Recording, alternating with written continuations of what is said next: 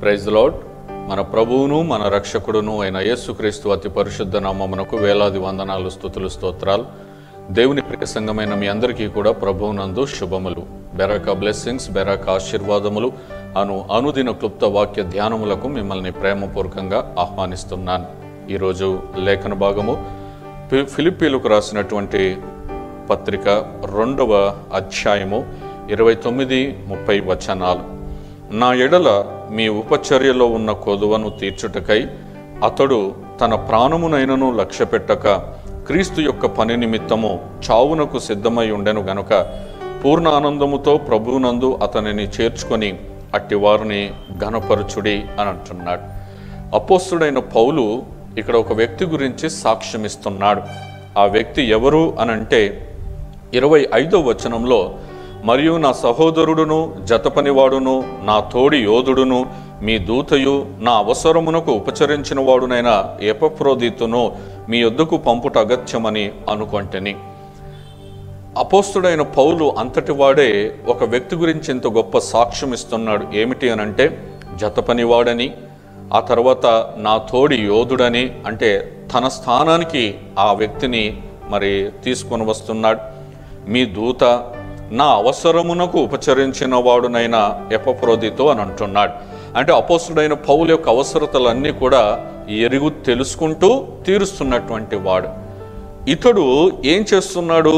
తన ప్రాణమునైనను లక్ష్య పెట్టక, ఒక మాట, మనం ప్రభువులోనికి వచ్చామనంటే మనం చనిపోయినట్టే లెక్క. అలాంటి వారు భక్తులు, నిజమైన భక్తులు. ప్రాణమునకు భయపడేవాడు క్రీస్తును వెంబడించేవాడు కాదు. ఇప్పుడు ఎపఫ్రోదితు తన ప్రాణమునైనను లక్ష్య పెట్టక అని అంటున్నాడు. మనమైతే మన ప్రాణమును కాపాడుకోవడానికి పరిచర్యలోనికి రావట్లేదు. మన ప్రాణము పోతుందేమో అని చెప్పి పరిచర్యకు రావట్లేదు. ఇది ఎంత భయంకరమైన పరిస్థితి! మనకు ఆశీర్వాదం వస్తుందా? ఒక ఎపఫ్రోదితు తన తోటి దాసుడని, తన తోటి యోధుడని, ఆ తరువాత సహోదరుడని, నా అవసరమునకు ఉపచరించిన వాడునని లేఖనములో ఆయన స్థిరముగా ఉండిపోయాడు. ఆయన పేరు, ఎపఫ్రోదితు పేరు బైబిల్ గ్రంథములో అలా ఉండిపోయింది. ఎంతో మందికి సాక్ష్యం. నీవు యవ్వనంలో ఉన్నా లేకపోతే ఏ వయసులో ఉన్నా సరే, నీవు నీ సేవకునికి, నీ సంఘానికి ఇలాగున మరి ఉపయోగకరంగా ఉన్నావా? నీ సేవకుడికి జత పనివాడిగా, నీ సేవకుడికి తోటి యోధుడిగా, అంటే సేవకుడు ఎలాంటి పోరాటం చేస్తున్నాడో ఆ పోరాటం నీవు కూడా చేస్తున్నావా నీ సేవకునితో కలిపి? ఆ తర్వాత నా అవసరమునకు ఉపచరించిన వాడు, సేవకుని అవసరతలు ఏంటో తెలుసుకొని సేవకునికి అందుబాటులో ఉంటున్నావా?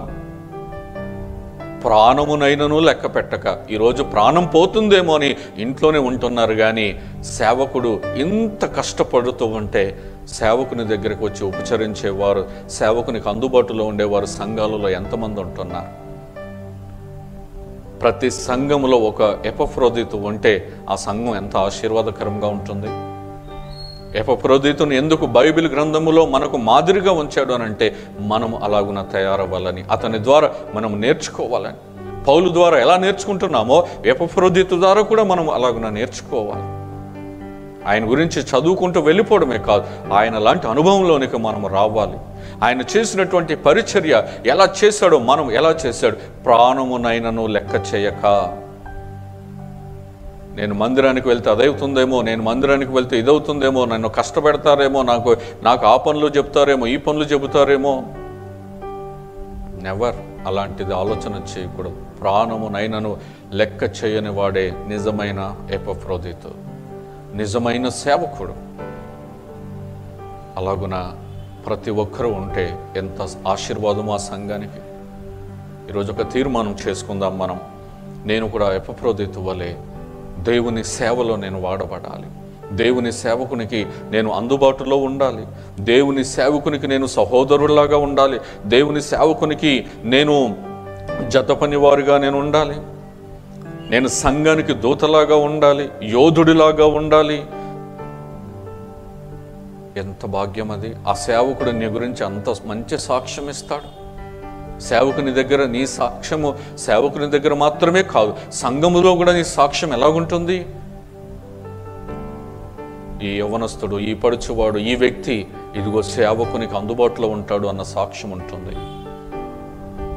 దేవుని దగ్గర కూడా సాక్ష్యం ఉంటుంది, తరతరాలు ఆ సాక్ష్యం ఉంటుంది. కాబట్టి మనం ఎపఫ్రోదితు మనసు కలిగి సంఘములో, సేవలో మనం ఉపయోగపడదాం, సేవకునికి అందుబాటులో ఉందాం. అటువంటి కృప దేవుడు దయచేయునుగాక. ఆమేన్. Praise the lord. ప్రార్థన చేసుకుందాం. మా ప్రియ పరలోకపు తండ్రి, నీ పరిశుద్ధమైన నామానికి వందనాలు.